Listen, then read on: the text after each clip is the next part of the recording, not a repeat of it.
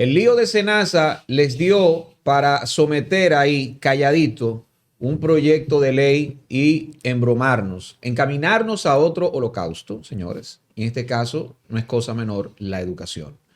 Pero para hablar de todo esto nos acompaña el profesor Juan Valdés, que ella es un habitué de nosotros.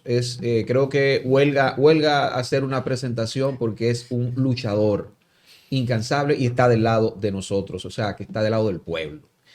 Profesor, hábleme en primer lugar de este año en la educación. ¿Cómo ha sido el desempeño educativo y del mismo Ministerio de Educación? Muchísimas gracias. Bienvenido. Sí. Muchas gracias. Sí, sí.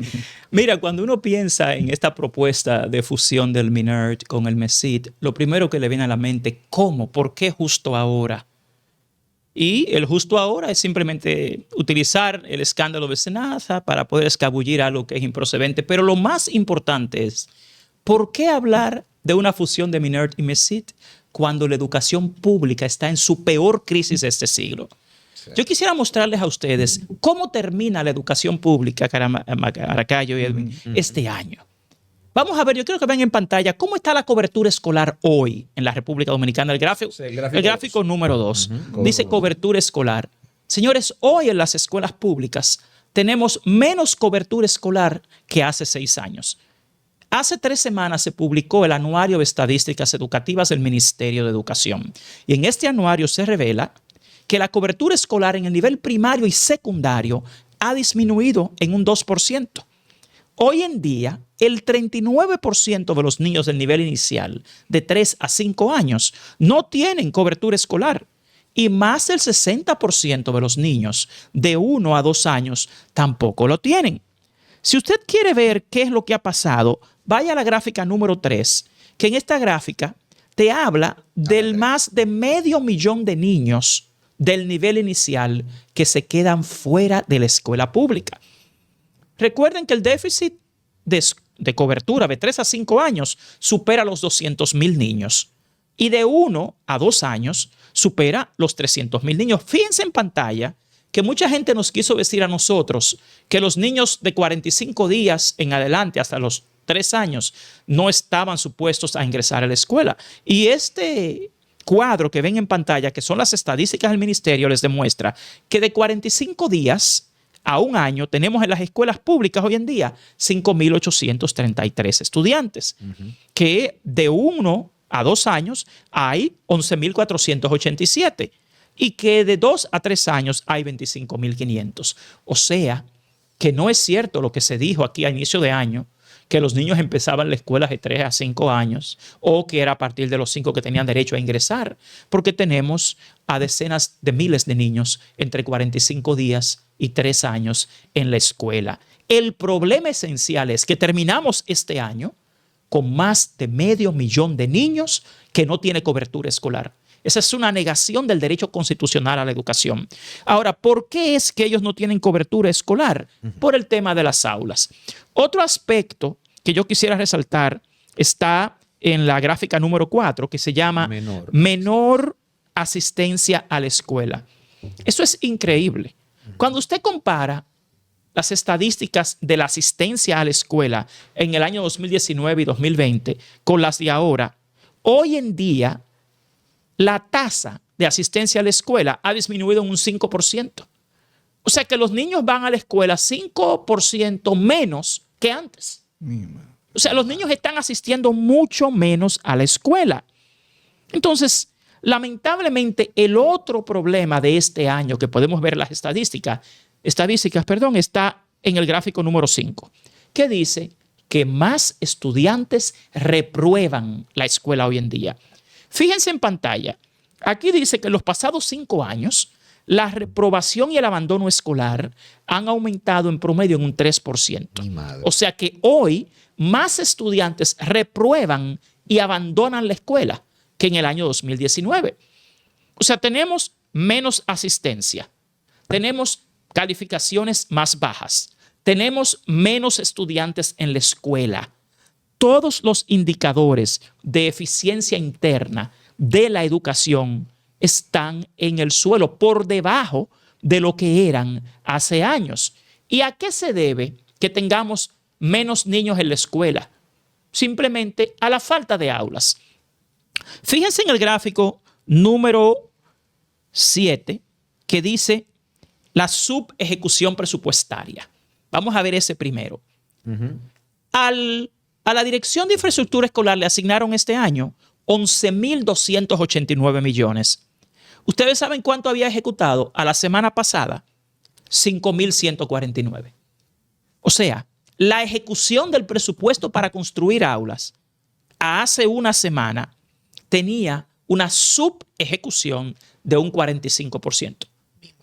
O sea, la mitad del dinero que se destinó este año para construir las aulas que hacen falta, hace 2 semanas no se había gastado. O sea, son tan ineficientes ni con el dinero en la mano lo hacen. Y no solo con el dinero, Maracayo, con la necesidad, porque tú tienes más de 500.000 de niños que se quedan fuera de la escuela. Cuando usted ve el inicio del año escolar, los padres y las madres haciendo fila, amaneciendo afuera de una escuela, es porque no hay cupo. Y lo peor de esto, que la gente no entiende, es el efecto que tiene la sobrepoblación escolar en la calidad educativa.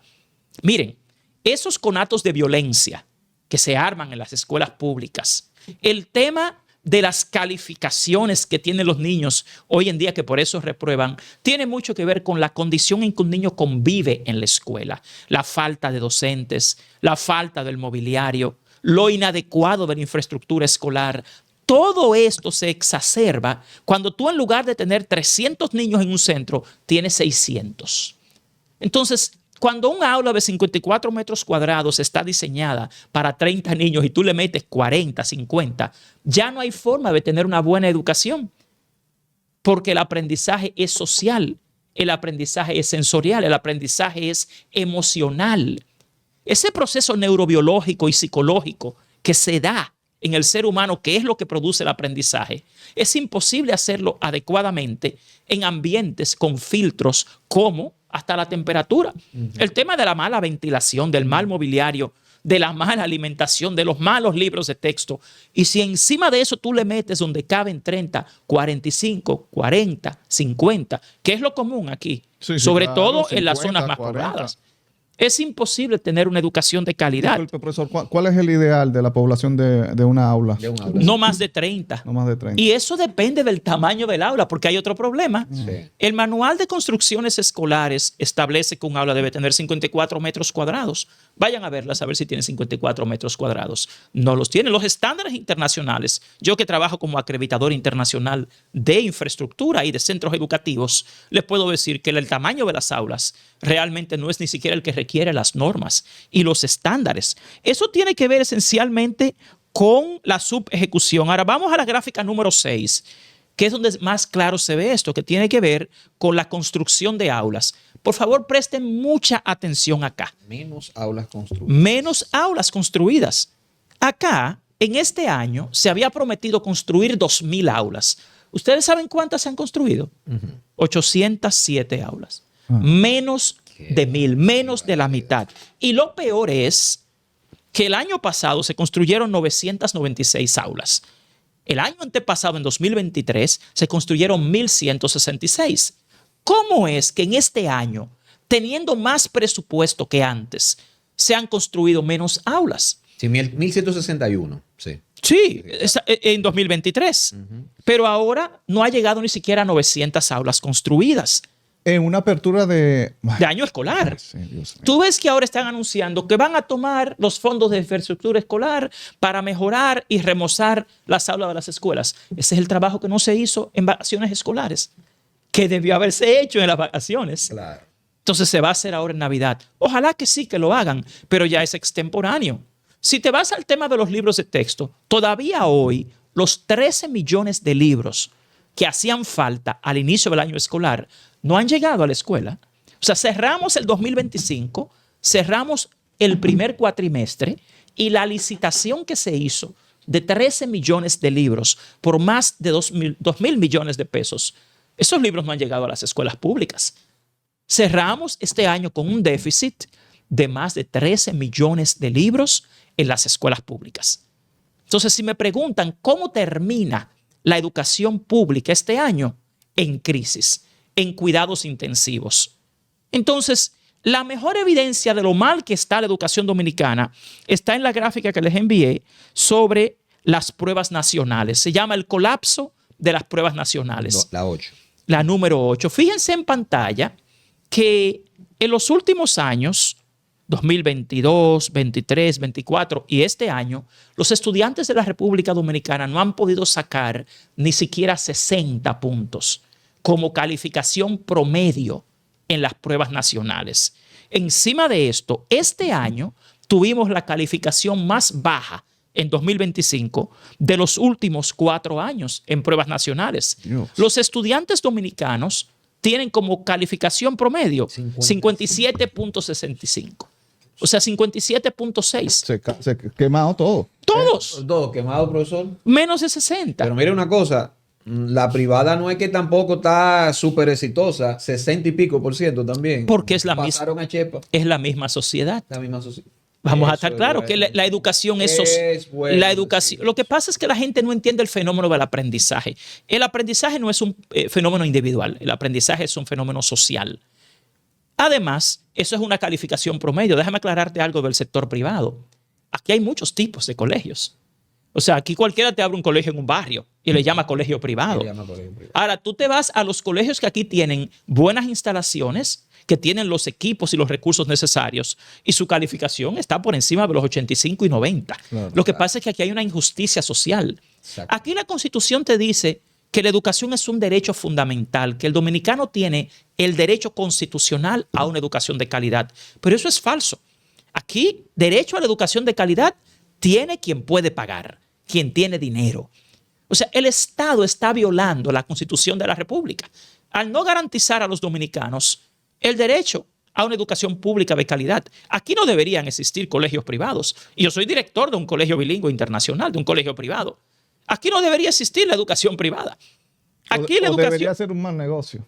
O no tan rentable. Mira, o- los mejores sistemas educativos del mundo, Maracayo, son públicos, no son privados. Claro. Los países que tienen las mejores escuelas del mundo son escuelas públicas. Los nórdicos, todo eso es público. No, y la mayor parte de los países desarrollados, En Estados Unidos la clase media manda a sus hijos al sistema Exacto, la público. manda al sistema público. porque no determina si es privado o público la calidad del centro.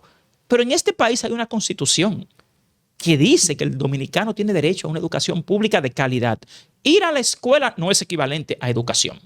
Y menos en este país, donde ni siquiera lo que comen es adecuado para poder aprender. Ese es otro. Porque ese programa de alimentación escolar, que yo le llamo el programa de desnutrición escolar, Cuéntanos. realmente lo que tiene sigue siendo un pan sobado con un cartoncito de leche los 5 días a la semana, Leche, ya tú sabes, una leche. que ni siquiera es refrigerada. Eso es, exacto. Ojo.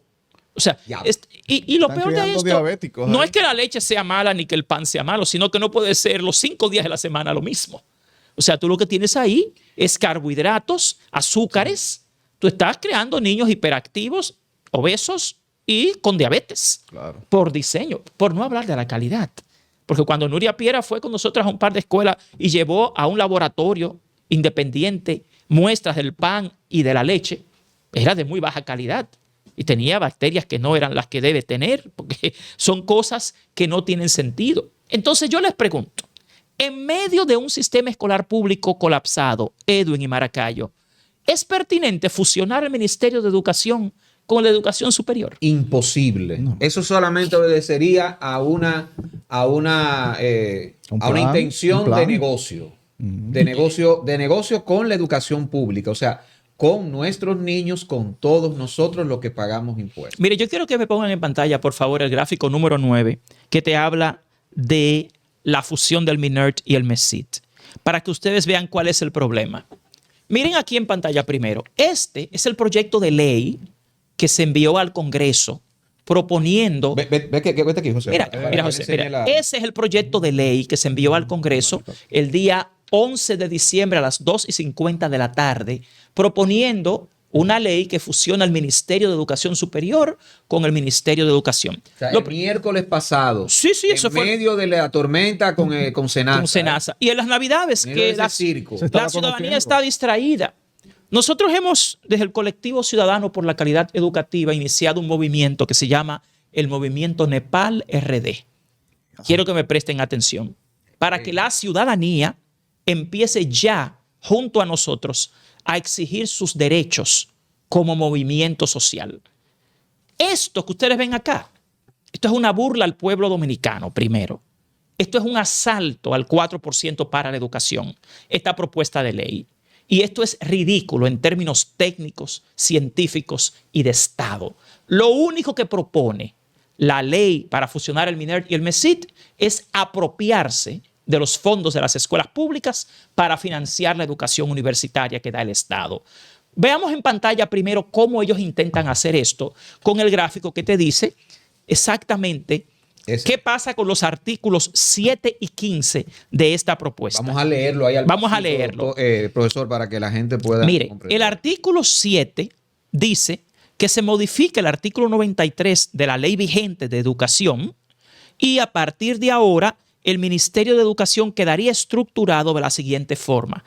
La estructura central está el ministro, pero cuando usted ve las estructuras que están por debajo del ministro, no se ha modificado nada de los viceministerios. Simplemente lo que antes, hace 3 años, era el viceministerio de descentralización, ahora lo reemplazaron por el viceministerio de educación superior. O sea, tomaron el MESIT y de ministerio lo redujeron a un viceministerio y el Ministerio de Educación sigue teniendo la misma cantidad de viceministerios que siempre ha tenido. ¿Qué fue lo que cambiaron? Los nombres. Le pusieron nombres distintos.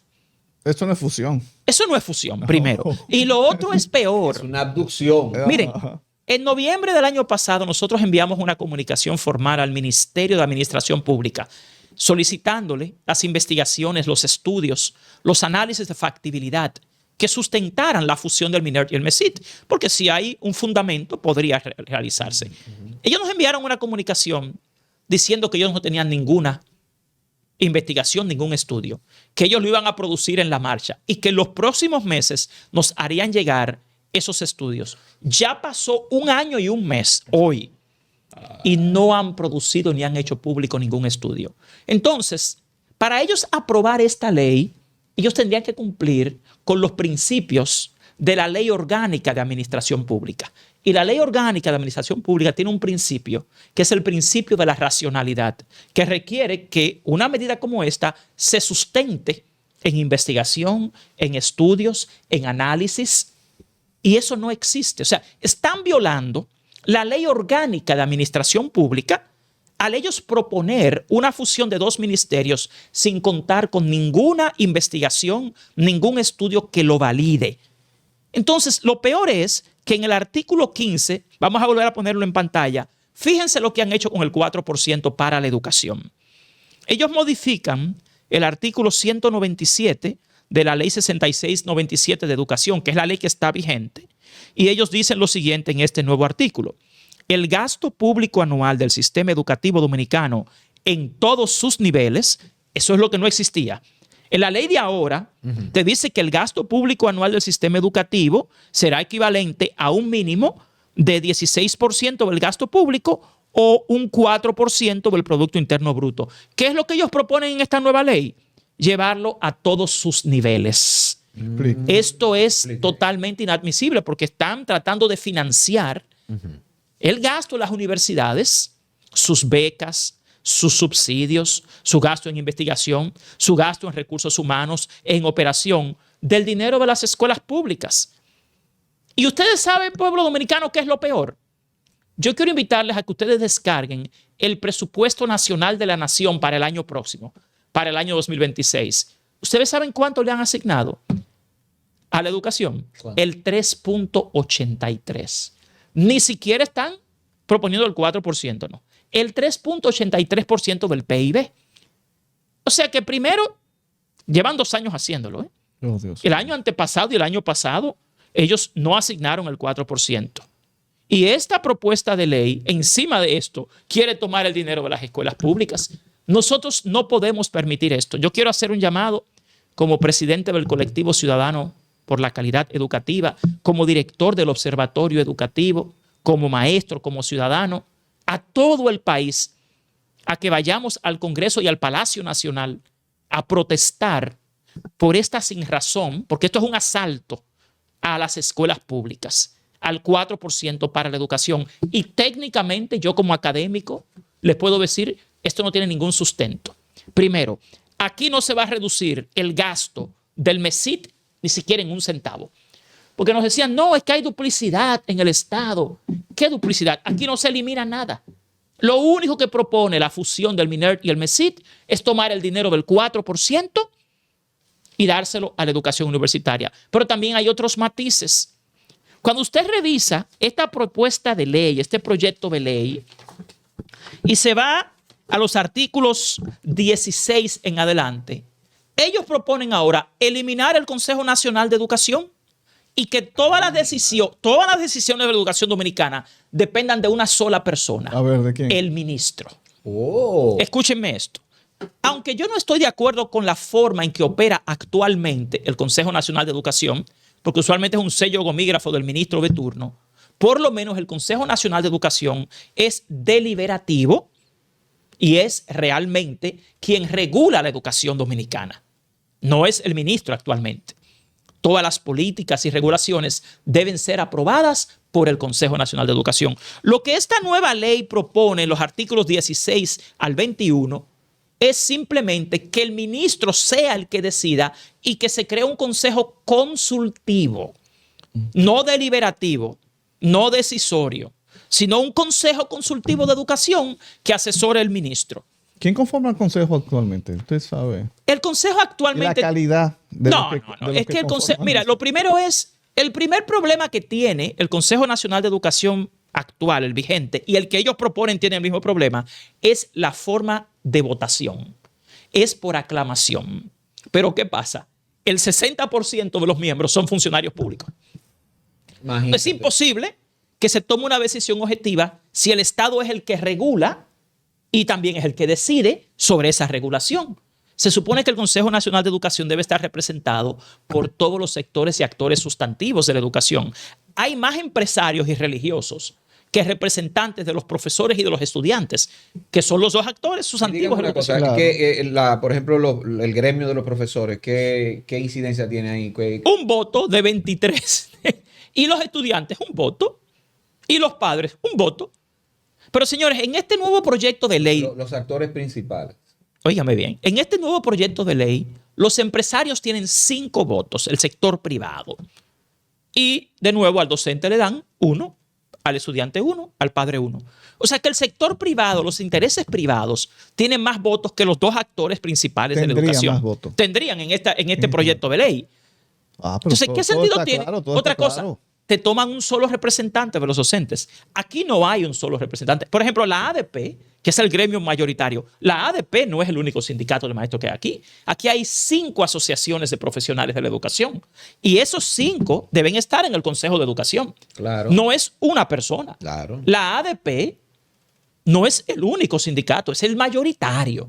Pero aquí está AMPROTET, que en esta nueva ley sí lo incluye, pero está CONDETRE, está SONADEDI, está DR-TESOL, está la ADP. Aquí hay 5 gremios de docentes, cada uno especializado en un área, que es muy interesante. Están los directores, están los docentes de lenguas extranjeras, están los técnicos. Pero cuando ellos dejan uno solo, o aquí proponen 2, están dejando fuera. ¿Y por qué hay más intereses privados en el Consejo Nacional de Educación que representantes de los docentes, los padres y las madres? El simple hecho de que esta propuesta de ley tenga 12 funcionarios públicos de 22 votos ya lo hace inadecuado. Otra cosa, el mismo Consejo Nacional de Educación ahora tiene a los regulados como los reguladores. Tú tienes miembros del Consejo Nacional de Educación hoy que tienen más de 1.000 millones de pesos en contratos con el Ministerio de Educación y sus dependencias a través de las instituciones que dirigen. ¿Cómo así? Algo sencillo, tú tienes representantes de las universidades ahí y todas esas universidades tienen miles de millones en contratos. ¿Cómo hace un regulado en la instancia reguladora? Eso es el Consejo de Competitividad. Lo mismo. Es el Consejo Ah, Nacional. lo mismo. Exactamente. Usted lo que está diciendo ahí, lo que ha descrito casi, o sea, como una labor pedagógica, nuestro amigo Remberto Pichardo. Es que, mire, yo Se está insisto, replicando. quiero Se aprovechar, replican, lo están tomando todo. quiero aprovechar mi presencia aquí en La Quinta Pata para invitar de nuevo al pueblo. Mira, esto que ha pasado con SENASA es un llamado serio a la atención. Aquí han tomado al doctor Hassim, por ejemplo. Pero ¿dónde estaban los miembros del Consejo Directivo del SENASA? Que siguen siendo hoy ministros y viceministros y mucha gente. Otra pregunta, ¿y la Contraloría General de la República? ¿Dónde está el órgano que es el que debe regular y verificar si esos pagos eran pertinentes o no? Y la Dirección General de Compras y Contrataciones Públicas. Porque no es que ese dinero se sacó y se le dio en un bolsillo a toda esa gente. No. Esas serán contrataciones y negocios hechos, pero eso se desembolsó a través del Estado. Y la Contraloría General de la República, que es la que debe revisar todo esto, ¿dónde estaba? Y el Director General de Compras y Contrataciones y todos esos contratos que se hacían. Entonces te dicen que están combatiendo la corrupción, pero es después que han denunciado y el pueblo se ha activado. Eso no es combatir la corrupción, eso es reaccionar. Eso no es accionar. Eso no es combate de la corrupción. ¿Y cómo mandan para su casa? Porque delataron a los otros, a gente que se robó miles de millones de pesos. El mensaje que le están enviando a la juventud dominicana es que aquí el problema no es robar, sino robar poco. A nosotros, a los maestros, que tenemos que estar en la escuela, diciendo a los niños que sean serios, que no violen la ley, que no roben. ¿Cómo usted le dice a un joven de este país que no robe y no viole la ley? Si los que violan la ley, usted lo que hace es que le recibe parte de lo que se robaron y lo manda para su casa. Señores, eso es, aquí lo que hay es una locura con la gestión del Estado dominicano. Y el pueblo dominicano no puede seguir permitiendo esto. Dios nos da una sola vida. Y yo no sé cómo es que este pueblo ha permitido que en esa única vida que va a tener se la arruine un grupo de gente que al fin y al cabo no está haciendo su trabajo. El movimiento Nepal RD que nosotros estamos proponiendo acá es un movimiento de acción ciudadana, porque aquí quienes debieron haber representado al pueblo nunca lo han hecho. Los grandes representantes de este país nunca han representado a las masas. Y yo creo que es hora de que acá el pueblo dominicano empiece de nuevo a unirse. Nos defraudaron. La Marcha Verde, Participación Ciudadana, todas esas instituciones que debieron estar ahí. Mira hoy el 4%. ¿Dónde están los defensores del 4%? Todos son funcionarios públicos. No van a hablar en contra de la fusión del minero y el mesí. Muchos no están en el país. Vamos a hablar. Pero señores, mi querido amigo, que lo quiero mucho, de verdad, Jonathan Liriano. Y Carlos Pimentel. Pero Carlos Pimentel. Mira que Jonathan lo quiero mucho, pero bueno. Carlos Pimentel. No, de Carlos que Pimentel. Tuvo en la Marcha Verde también. Esto de SENASA. ¿Y dónde estaba Carlos Pimentel? O sea, señores, es que esto es un relajo aquí. Y hay gente que tiene la cachaza de salir a los medios de comunicación a decir que son serios y que están luchando. ¿Luchando contra qué? Pueblo dominicano, aprende a creer en lo que la gente hace, no en lo que la gente dice. Aquí, a los que nos negamos a darle comisiones a los funcionarios públicos, a los que enfrentamos a los que nos piden comisiones cuando uno tiene un contrato con el Estado, nos persiguen. Pero a los que la dan y los que se roban el dinero del Estado, los eximen y le dan de todo. Pero mire cómo está el encartado de Rida Estrella en su casa, tranquilo. Y los demás, eso no tiene sentido. Y los demás, por supuesto. Y te insisto en algo. Eso no es simplemente Hassim. No. Hassim era el director ejecutivo. Y todos los sistemas de control del Estado, yo insisto, ¿dónde estaba la Contraloría General de la República? La Dirección General de Compras y Contrataciones. ¿Dónde están los miembros del Consejo Consultivo y Directivo del SENASA? Porque nada en el Estado se hace sin un rastro. O sea, nadie se dio cuenta de esto. Y lo peor es que ahora te salen con que están combatiendo la corrupción. ¿Combatiendo la corrupción de qué? Si esto se logró porque los periodistas y la opinión pública ha insistido y ha ejercido presión.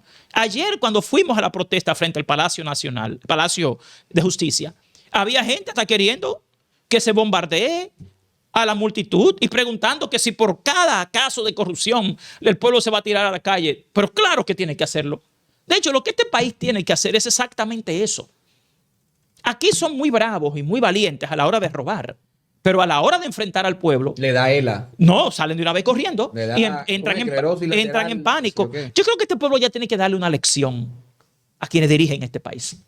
Y que tenemos definitivamente como ciudadanos que empezar a organizarnos de otra manera. Profesor, y... Edwin, porque estoy buscando la noticia, no la encontré, pero... Carlos Pimentel denunció un entramado... ¿En qué? En las licitaciones para defraudar al Estado. ¿En cuál? ¿En INAVIE? No, en todas las instituciones. Había una que tiene una presencia. Eso fue hace como pero, perdón, ¿pero después de qué? después de miles de denuncias, de quejas y de sometimientos a la justicia? Es No. que lo mucho hasta Dios lo ve. Y hay que ver. Una pregunta, ¿y la función de Carlos Pimentel es denunciar, o proceder al respecto? Porque quien tiene que impedir ese entramado es Carlos Pimentel y la dirección de compras. O sea, ellos 5 años después. ahora denuncia. Eso es mentira. Primero, porque quienes han denunciado eso han sido siempre los afectados, han sido siempre los periodistas de investigación. Ya después que es imposible ocultar el desfalco, ellos salen a denunciar. Pero mira el INAVIE, que Carlos Pimentel ahora dice, no, que hay una estructura, había de fraude. Pero usted sabe cuántos años tenemos denunciando el fraude en el INAVIE. Ya cuando se hace demasiado obvio, entonces ellos salen a decir, vamos a tomar acción. Pero lo mismo Belcenaza. El pueblo dominicano tiene que evitar que la fusión del MINERT y el MESIT se convierta en el próximo SENASA en este país. Ya nosotros en la educación pública no aguantamos más. Aquí no se pueden coger el dinero de las escuelas públicas que están en condiciones de miseria para financiar la educación superior. Y en términos técnicos, da vergüenza que un gobierno ni siquiera tenga la capacidad intelectual y técnica para elaborar un proyecto de ley que tenga algún fundamento técnico, científico, metagógico. Porque esto lo único que hay aquí en esta propuesta es, primero, el dinero del 4% quitárselo a la escuela para financiar las universidades. Y segundo, quitarle al Consejo Nacional de Educación la potestad deliberadora y reguladora de la educación y dársela a una figura que es al ministro de turno. Que va a hacer lo que quiera, lo que entienda. Porque si es consultivo, el Consejo no está muy nada. Lo que quieran que él entienda. Y lo que sepa, porque tenemos un tema. Por ejemplo, ahora tenemos un ministro que no es especialista en educación, que tiene 9 meses de experiencia en educación. Entonces, ¿cómo tú me dices a mí que tú vas a poner en la mano de la figura de una persona, de un ministro, sea este o cualquiera, todas las decisiones educativas? Inclusive usted puede ser un genio en educación y a usted se le pueden ir algunas cosas y usted fallar. Por eso existen los consejos técnicos. El problema aquí es que deliberadamente se puso un consejo consultivo. Presten atención. No es el consejo el que va a decidir. No te estoy pidiendo permiso, te estoy informando. Y te estoy consultando, pero al final se hace lo que diga el ministro. Sí. Aunque el ministro sea un genio en gestión pública, en educación, un solo hombre no puede decidir el destino de algo tan serio y complejo como la educación. El pueblo dominicano tiene que salir a las calles, al Congreso y al Palacio Nacional ya a oponerse y a protestar contra la fusión del MINERT y el MESIT. Y recuerden, porque esto es muy importante, el presidente de la República, su familia tiene una universidad privada. Sí, éticamente. Por Dios, se ve muy por feo. Dios. Se ve muy feo. Miren, yo les digo algo. Con la fusión lo que ellos pretenden es seguir financiando lo que es la UAS, UTECO, el ITLA. Las universidades privadas reciben algunos fondos, pero no es mucho dinero, son subsidios. Están las becas. Aquí el problema no es ese. El problema es que hay una ley de educación superior que establece cuál es el presupuesto que le corresponde, que a propósito nunca lo han cumplido. Y hay una ley de educación escolar que establece cuánto se le debe asignar. Si las escuelas públicas estuvieran en excelentes condiciones y no hiciera falta los fondos del 4% para dedicárselos a ellas, no sería mala idea usted apoyar las universidades del Estado. Pero esa no es la realidad de este país. Y por otro lado, insisto en algo. Cuando usted quiere fusionar en una sola estructura la educación superior, que es andragógica, con la educación escolar, que es pedagógica, usted necesita lo que se llama un enfoque metagógico. ¿Qué implica lo andragógico y lo pedagógico? La naturaleza del aprendizaje, la estructura, por ejemplo. La estructura andragógica, ¿en qué consiste? No, en la andragogía ya el estudiante, que es el adulto, viene con conocimientos adquiridos y en términos del aprendizaje, la naturaleza del aprendizaje del adulto es distinta a la del niño, a la de inicial, de primaria, no tanto al de secundaria, pero está la estructura operativa. La estructura operativa del Ministerio de Educación depende totalmente de él. 18 regionales, 126 distritos educativos, 7.600 escuelas públicas, 2.030.000 estudiantes, 135.000 docentes. La estructura del MESIT no es suya más que la UAS, UTECO y el ITLA y las pocas universidades públicas que hay, pero el resto del sistema es privado, que también le corresponde regularlo. La proporción colegio privado, escuela pública, es mínima, pero en contraste, la proporción universidades públicas y privadas es enorme. Claro, Entonces, mira, en términos ya de lo que es la educación, eso requiere un enfoque metagógico, metagogía, no pedagogía ni andragogía, sino la metagogía. Aquí nunca se ha desarrollado. Y cuando te hablan de que otros países tienen algo parecido, aquí no estamos en otros países. Cuando te quieren decir que quieren mejorar la educación y ponerla como la de Finlandia, lo que hace la educación en Finlandia excepcional no es la escuela, es la sociedad, son las políticas, es su nivel de corrupción, que es mínimo. Aquí es totalmente distinto. Aquí no podemos estar hablando de otros países que han hecho algo parecido, porque este país tiene uno de los índices de corrupción más altos del mundo. En los países donde estas cosas han funcionado, se ha dado una transformación de décadas. No tienen los problemas sociales de alimentación, de transporte, de vivienda, de educación que tenemos aquí. El aprendizaje es un fenómeno social que no depende del aula y de la escuela únicamente. Y aquí no hay políticas socioeducativas que puedan justificar en este momento la fusión de dos ministerios de esta naturaleza. Lo poco que funciona de la educación superior lo van a arruinar metiendo esto. Aunque les aclaro, es bueno que ustedes entiendan algo. Aquí no se cambia nada en el MESIT más que hacerlo una dependencia del MINERT. Porque no van a reducir el personal del MESIT, no van a reducir sus gastos, no van a reducir sus operaciones y sus programas. Lo que puede haber es una disminución en la calidad, porque tú estás supeditando al ministro de Educación Superior a ser un viceministro y a ponerlo bajo la dependencia de una persona o de un ministerio que lo que maneja es educación escolar. Todo eso es una locura. Señores, en conclusión, aquí lo único que se ha hecho es quitarle o intentar, porque no se ha hecho, y no lo vamos a permitir. Si quieren tener al pueblo dominicano en las calles en Navidad, que se atrevan a aprobar esa ley. Porque nosotros, miren, senadores, diputados, ustedes están aquí para representarnos a nosotros, al pueblo. Y yo les invito, les solicito como presidente del Colectivo Ciudadano por la Calidad Educativa y director del Observatorio Educativo, a que tengamos un debate público sobre la pertinencia técnica de esa fusión antes de aprobarlo. Y ustedes como diputados y senadores tienen la obligación de representarnos a nosotros. No es a un presidente, ni a un partido, ni a un grupo económico. Es a nosotros que nos representan. Y yo básicamente los desafío al gobierno dominicano y al Congreso a un debate técnico, público y contradictorio para discutir la pertinencia técnica de esa fusión. Que nos muestren las investigaciones y los estudios. El Congreso tiene en la Comisión Permanente de Educación y de Educación Superior la obligación de llamar a una revisión técnica de esa ley y llamarnos a nosotros, a los expertos de este país, a revisar técnicamente la factibilidad de esta función. Porque eso no es ninguna fusión. Ahí lo que hay es un asalto al 4% para la educación. Gracias al profesor Juan Valdés por estar con nosotros. Se quedan otras cosas pendientes, pero de seguro va a estar nueva vez aquí en La Quinta Pata. Recuerda que el próximo viernes 20 de diciembre. 19, perdón. Sí. El próximo viernes tenemos el sexto vivo de La Quinta Pata, José Maracayo, Edwin Cruz y quién sabe lo que pueda pasar. Hay un factor ahí, siempre un factor de impredecibilidad. Está bienvenido. Nosotros de 7. Nos vemos el viernes aquí. De 7 hasta que terminemos. Si usted se acerca por aquí, usted pasa. Le cae. Sí. Que hablamos así. Este vivo es así, hablando con la gente y haciendo improvisación en el aire. Porque es así. Recuerda suscribirte, activar campanita, darle a me gusta para seguir creciendo y todo eso.